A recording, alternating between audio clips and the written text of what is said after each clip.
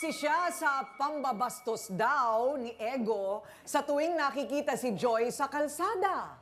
Eto na siya, ang kakampi ni Joy. Thea, humarap ka na.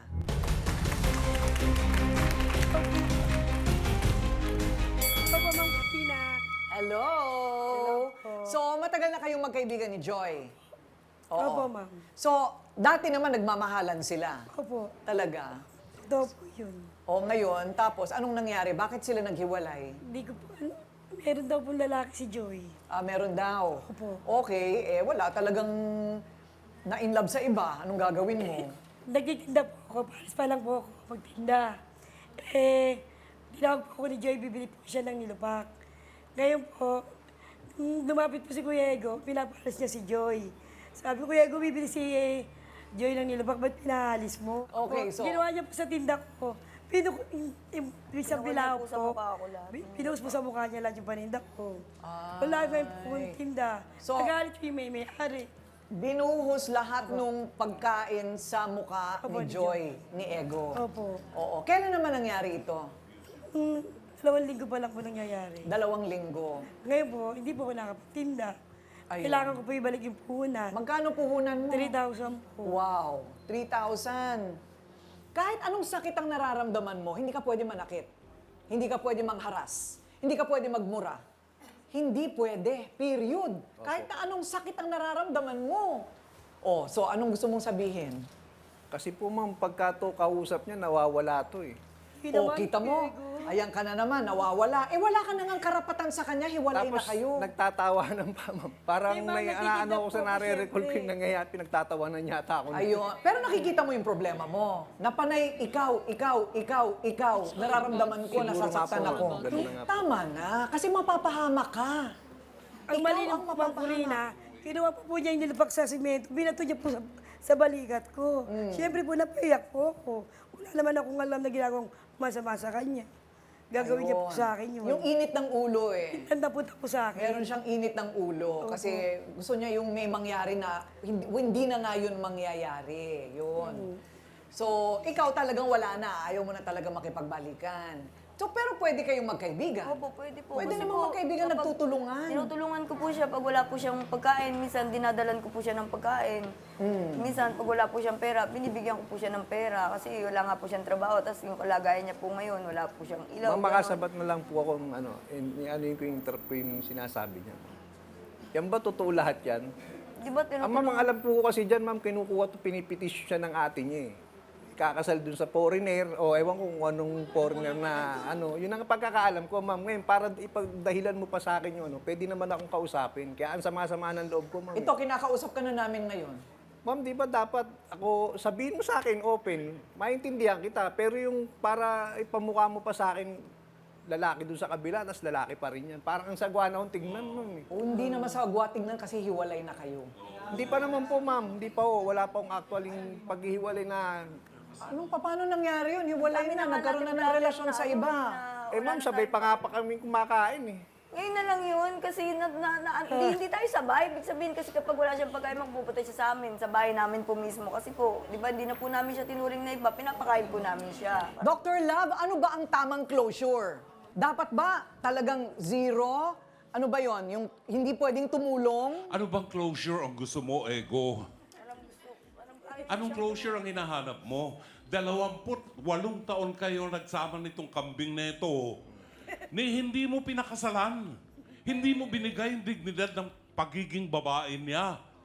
Siya naman- Ngayon, hahanap ka ng closure. Makinig ka muna. Matutuwa ba ang tao sa'yo? Walang lalaki matutuwa sa'yo. Binuhusan mo yung mukha niya ng ano yun? Nilupak. Trabaho ba ng isang lalaki nagmamahal yun? Alam mo, pakinggan mo ko ha, Ego.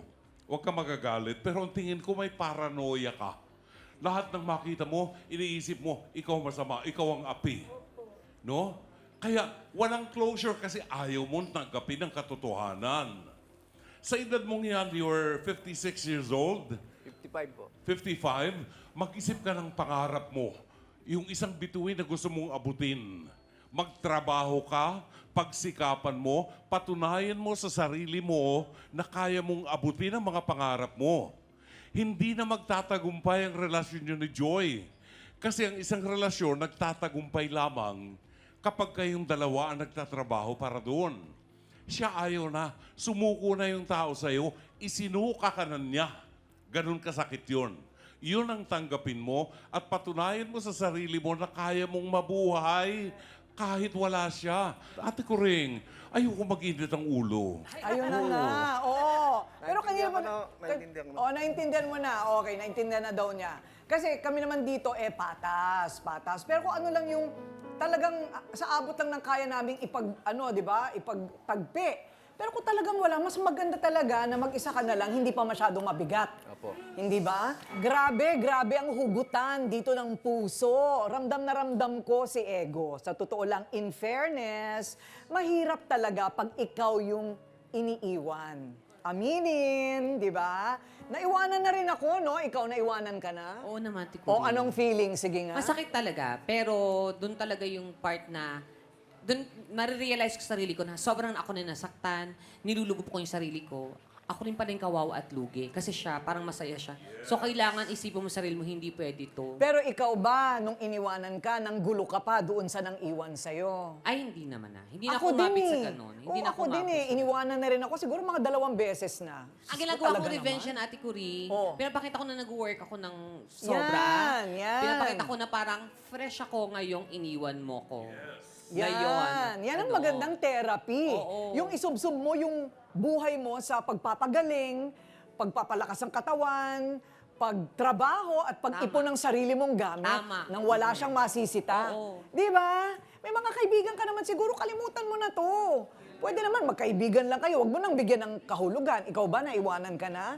Of course naman Pambansang po. pogi? Ako, yan ang Iniiwanan? nangiiwan. Oo.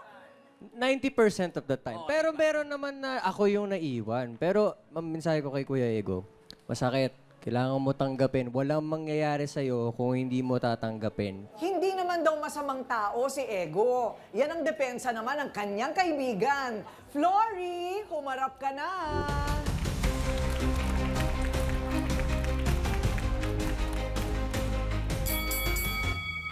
Okay, Flory. O ano naman ang depensa mo sa kaibigan mo? Ano po, si Kuya Igo naman po talaga, mabait naman po talaga siyang tao. Kahit dun sa amin barangay, wala naman siyang naging kaaway. Siguro po, sa paghihiwalay nilang dalawa, na hindi niya matanggap na iniwanan niya siyang bigla kasi sa tagal ba naman nilang bilang mag-asawa, ang saya-saya nila nung kahit kumakain sila, magkasama sila, lagi silang namamasyal. Tapos nagulat na lang po ako na gano'n nga, yung parang naghihiwalay na. Tapos hanggang gano'n na nga, nag-iba na yung isip niya, parang wala na siya sa sarili niya. Kaya siguro tuwing pag nung nakikita niya si Joy, inaaway niya. Kasi hindi niya talaga kayang tanggapin na iniwanan siya ni Joy. Anyway, nandito si Benji. Sino si Benji? O Benji, tumayo ka nga. Ano ba yung ambag mo sa usapang ito? Kasi po ma'am, pupunta po ako sa kaibigan ko sa Binita po.